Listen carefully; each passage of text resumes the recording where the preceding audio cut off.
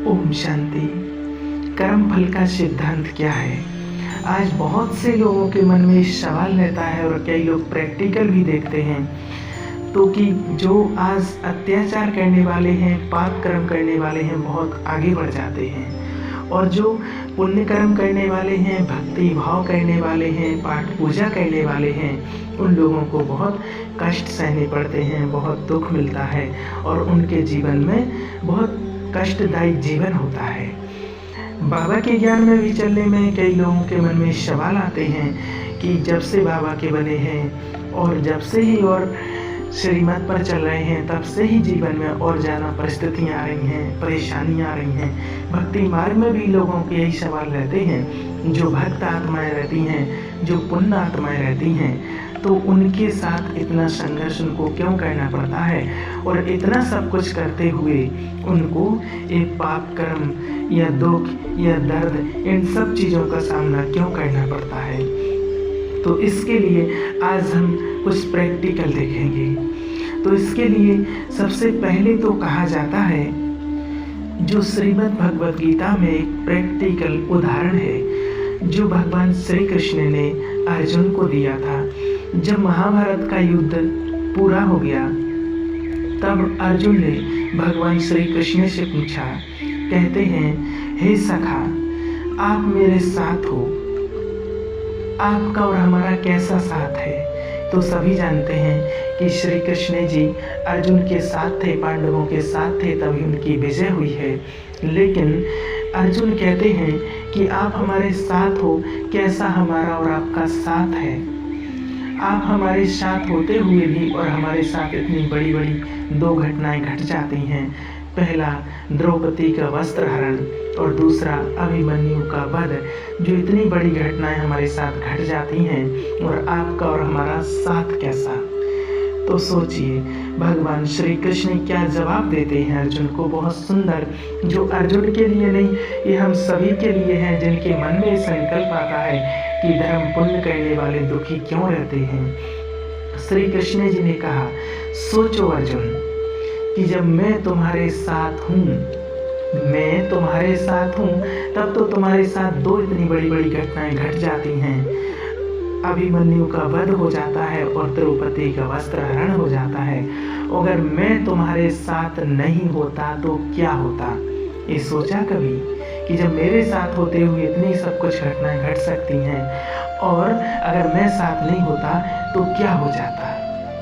तो अर्जुन समझ गए कि वास्तव में कौरव 100 थे और बहुत शक्तिशाली थे। जब श्री कृष्ण जी साथ में थे तब ये हुआ, अगर वो नहीं होते तो क्या होता? तो वास्तव में कहने का भाव कि अगर हम भक्ति कर रहे हैं और भक्ति पाठ या बाबा को याद कर रहे हैं, उस टाइम पर अगर इतनी करते हुए इतनी समस्या जीवन में आ रही हैं और अगर ये नहीं करते तो और क्या होता? क्योंकि पूर्व के जन्मों की कर्म कहानी हमको पता नहीं है कि पूर्व में हम क्या करके आए हैं और उसके फलस्वरूप हमें क्या मिलने वाला है और क्या नहीं मिल रहा है। आज जो अत्याचार कर रहे हैं और वो सुखी क्यों हैं और जो पुण्य कर्म कर रहे हैं वो दुखी क्यों हैं, उसके लिए एक छोटा सा उदाहरण और बताते हैं। एक बार क्या हुआ, दो भाई थे। बड़ा भाई था जो बहुत भक्ति भाव करता था और वो ब्रह्मा कुमारी सेंटर में जाता था, मेडिटेशन करता था और धार्मिक कार्यों में रुचि रखता था। जो छोटा भाई था वो पीने खाने में अस्त व्यस्त रहता था और अपनी मस्ती करता था। तो एक दिन क्या हुआ, बड़ा भाई जो था वो मेडिटेशन करके और सेंटर से घर आ रहा था तो रास्ते में उसके पैर में कील चुभ गई और वो हमेशा दुखी रहता था। उसके पास पैसों की बहुत कमी रहती थी तो उसको इलाज कराने के लिए पैसे नहीं थे और माना वो जैसे तैसे करके घर तक आया। छोटा भाई आराम से पी खा करके आया और जब वो घर में आया तो आते ही साथ उसने देखा कि भाई को क्या हो गया और वो हंसते हुए अंदर गया और जब वो उसने देखा तो उसके हाथ में बहुत सारे पैसे थे, एक छोटा सा थैला था पैसों का। तो उसने कहा, देखा भाई, आज तो मेरी लॉटरी लग गई। तो बड़ा भाई अचंभित रह गया कि मैं इतना सब कुछ कर रहा हूँ, फिर मुझे इतना दुख सहन और मेरे पैर में कील और इतना कुछ अत्याचार भी करता है, पाप भी करता है, फिर भी इसकी लॉटरी लग गई। तो फिर वो कहने लगा कि कल एक ज्योतिषी के पास चलेंगे, जरूर कुछ ना कुछ तो गड़बड़ है। दूसरे दिन सुबह होती है, वो वहाँ के सबसे जो बड़े ज्योतिषी होते हैं उनके पास जाते हैं और वो ज्योतिषी कुंडली ले जाते हैं और दोनों की कुंडली मिलवाते हैं। और जब वो कुंडली देते हैं, बड़े भाई की पहले कुंडली देखते हैं और वो ज्योतिषी देख करके कहते हैं कि भाई ये कौन है, ये तो मर गया होगा कल, ये तो इसकी तो मौत थी, कल मर गया होगा। तो फिर वो छोटे भाई की कुंडली देते हैं और उसकी कुंडली देख करके ज्योतिषी कहते हैं कि कौन भाग्यवान है, कहाँ है, ये तो महाराजा बन चुके होंगे। तो फिर वो दोनों हाथ जोड़ते हैं और कहते हैं कुंडली हमारी है।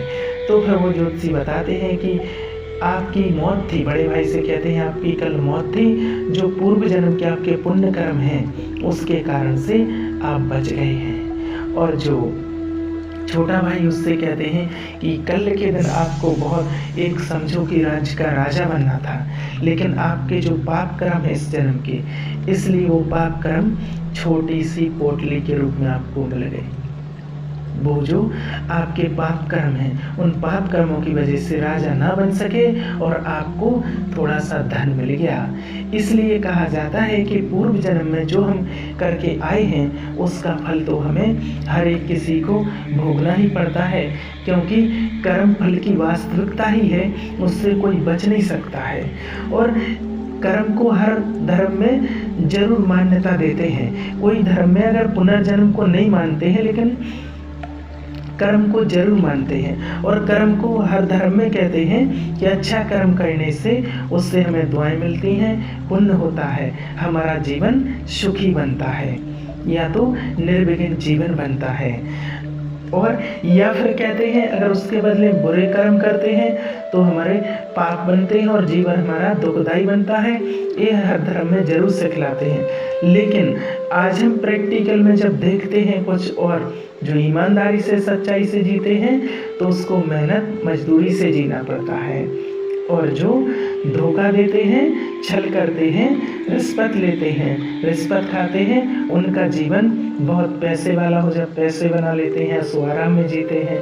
तो इसका कारण यही है। उनके मन में प्रश्न उत्पन्न होते हैं कि सच्चाई और ईमानदारी पर जीते हैं तो उसको मेहनत और मजदूरी से जीना पड़ता है, और जो धोखा छल करके जीते हैं, पाप करते हैं, उनका जीवन जैसे कि ऐसो आराम से जीते हैं। ऐसा क्यों? तो इसका कारण यही है। तो जो जैसा कर्म करता है उसको फल मिलना अनिवार्य है। समय का अंतर हो सकता है। इसका एक एग्जाम्पल गीता में भी बताया है कि अर्जुन को समझाते हुए कहते हैं कि जो जैसा कर्म करता है उसको वैसा ही फल मिलता है। एग्जाम्पल देते हैं खेती का कि जैसा बीज बोते हैं वैसा ही फल मिलता है। खेती में अगर हम जैसा बीज बोते हैं वैसा ही फल मिलेगा। गेहूं बोते हैं तो गेहूं मिलेगा, राई बोएंगे तो राई मिलेगा। इसी प्रकार कर्म, जो हम कर्म करते हैं इस दुनिया में, किसी को हम प्यार देते हैं तो रिटर्न में क्या मिलेगा? प्यार के रिटर्न में प्यार ही मिलेगा। भले हम अगर जानवरों को भी प्यार करते हैं तो जानवरों के भी प्यार के रिटर्न में हमें प्यार ही मिलता है। अगर किसी को हम गाली देते हैं तो गाली के रिटर्न में गाली मिलेगी। जो हम कर्म करते हैं वो ही हमें फल मिलता है। इसको कर्म सिद्धांत कहते हैं। जो हम बीज बोते हैं वो ही हमें फल मिलता है, लेकिन एक का कई गुना। उसी प्रकार जो कुछ हम कर्म करते हैं उसका हमें कई गुना रिटर्न में मिलता है। अगर किसी को हम 2 गाली सुनाते हैं तो हो सकता है 10-20 गालियां हमें रिटर्न में मिलेंगी। लेकिन कर्म को बहुत अच्छे से समझना है। गेहूं बोते तो गेहूं मिलता है, राई बोते हैं तो राई मिलता है, लेकिन थोड़े समय में नहीं मिलता, 2-3 मास के अंदर में माना फल आ जाता है। लेकिन अगर आम का बीज बोते हैं तो आम का ही फल मिलेगा, लेकिन समय कितना लगता है? 5-7 साल इंतजार करना पड़ता है। समय का इंतजार हो सकता है। इसी प्रकार कर्म का सिद्धांत में भी ऐसा ही है। कुछ कर्मों का फल हमें तुरंत का तुरंत मिल जाता है और कुछ कर्मों का फल हमें समय का अंतर हो सकता है, इंतजार करना पड़ता है। कोई 10-20 साल भी या दूसरे जन्म में भी वो फल हमें मिल सकता है। एक उदाहरण से समझ सकते हैं, एक स्कूल में अगर 100 बच्चे हैं और अगर एक बच्चा है जो नंबर 1 है, बहुत अच्छा पढ़ता है, और एक जो बच्चा है वो एकदम बड़ा टफ है, एक बच्चा बहुत होशियार है जो बहुत आगे है पढ़ने में, और एक बिल्कुल कमज़ोर है, लेकिन जो बहुत होशियार है पढ़ने में वो अभी वर्तमान में गेम खेलता है, अच्छे से ध्यान नहीं देता है, और जो लास्ट वाला है वो थोड़ी थोड़ी मेहनत करता है, पढ़ता है। तो अभी हम वर्तमान में उनको माने जो समय चल रहा है और जो पढ़ाई में ठीक नहीं चल रहा है या जो पढ़ाई में आगे चल रहा है, जो सबसे टफ है, लेकिन वर्तमान की स्थिति को देखकर हम उनको नंबर को परिवर्तन नहीं कर सकते हैं कि जो अच्छा पढ़ने वाला वो माना नहीं पढ़ रहा है और जो नहीं पढ़ने वाला है वो पढ़ रहा है। तो हम वर्तमान की स्थिति में देख करके हम उनके नंबर को चेंज नहीं कर सकते हैं। नंबर भी उनको मिलेगा उनके पेपर को देखकर। लास्ट नंबर वाला पहले नंबर में आ जाएगा और पहले वाला लास्ट में चला जाएगा। कब? जब उनका पेपर होगा। परीक्षा के बाद, परीक्षा होते ही कौन कैसे पढ़ाई की उसका रिजल्ट सामने आ जाता है। फर्स्ट नंबर का फेल भी हो सकता है। इसी प्रकार वर्तमान में हम क्या कर रहे हैं, हम किसी के साथ छल कर रहे हैं, किसी के साथ छल कर रहे हैं, किसी के साथ अत्याचार कर रहे हैं, पाप कर रहे हैं, लेकिन मृत्यु के बाद उसका जन्म परिवर्तित होते ही उसका कर्म परिवर्तन हो जाता है। जिस कारण आप देखेंगे कोई भिखारी के घर में जन्म लेता है, कोई साहूकार के घर में जन्म लेता है, कोई भिखारी के घर में जन्म लेते ही भिखारी हो जाता है, और कोई साहूकार के घर में जन्म लेते ही साहूकार बन जाता है। लेकिन इस कर्म को अगर नहीं जानते हैं और इसको अगर बुद्धि में नहीं रखते हैं तो हर बात में भगवान को दोषी ठहराते हैं। भगवान ऐसा क्यों नहीं करते हैं, इसको साहूकार के घर में जन्म, किसको गरीब के घर में जन्म, तो भगवान ऐसा नहीं करते हैं। कई लोग वर्णन भी करते हैं कि जो जैसा कर्म करेगा वैसा ही फल मिलता है। कर्म कैसा करते? कर्म हम गर्भ में नहीं करते हैं, जो पूर्व जन्म में कर्म किया है उसका ही फल अनुसार हमें गरीब और अमीर के यहाँ पर जन्म मिलता है। जो जैसा कर्म करता है उसी अनुसार उनको फल मिलता ही है। एक उदाहरण और छोटा सा आपको देते हैं। एक फैमिली में टोटल 4 मेंबर थे और उसमें क्या है, सास बहू में थोड़ा थोड़ा करके झगड़ा शुरू हुई। नेचुरल है कि हो ही जाता है। जब 4-6 महीने हो गए बहू को आने को, तो बहू की मना शुरू में आदत थी लेट उठना, सास जल्दी उठ जाती थी, तो आपस में मना झगड़ा होने लगा। अब झगड़ा इतना बढ़ गया कि वो मना बहुत टकराव होने लगा। तो बहू ने सोचा कि क्यों ना सास को रास्ते से हटा दिया जाए। वो एक वैद्य के पास जाती है और वैद्य से बोलती है। वैद्य बहुत समझदार था कि मेरी सास को मना मुझे ऐसे मारने वाली कोई दवा दो, किसी को पता भी ना चले, क्योंकि वो बहुत मेरे सामने विघ्न बन रही है, मेरे रास्ते में आ रही है। तो वैद्य बहुत समझदार था। वैद्य ने कहा ठीक है मैं दवा देता हूँ, लेकिन ऐसी दवा देता हूँ तो बहुत धीरे धीरे कवर करेगी और 90 दिन में जैसे किसी को आप पर शक भी नहीं होगा और मेरे ऊपर भी शक नहीं होगा। और लेकिन इसकी शर्त एक है, 90 दिन की उसने 90 पुड़ियाँ दी और कहा कि एक पुड़िया भोजन के साथ खिलाना है, लेकिन 90 दिन तक आपकी सास की खूब सेवा करनी है। सास को कोई दुख नहीं होना चाहिए, उसको कष्ट नहीं होना चाहिए, नहीं ये दवाई काम नहीं करेगी, नहीं तो फिर आपको 90 दिन फिर खिलानी पड़ेगी।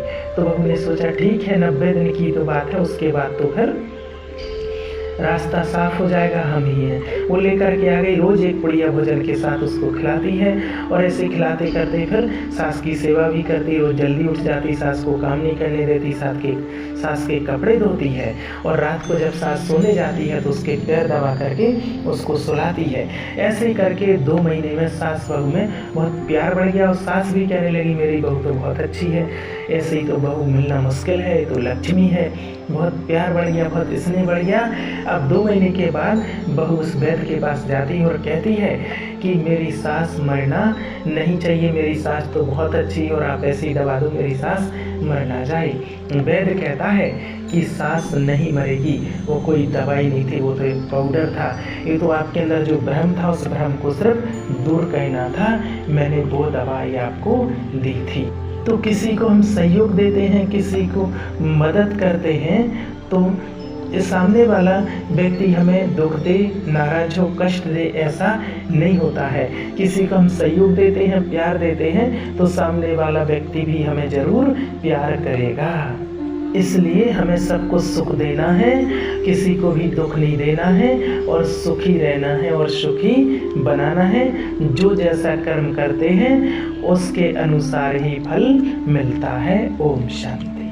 ओम शांति।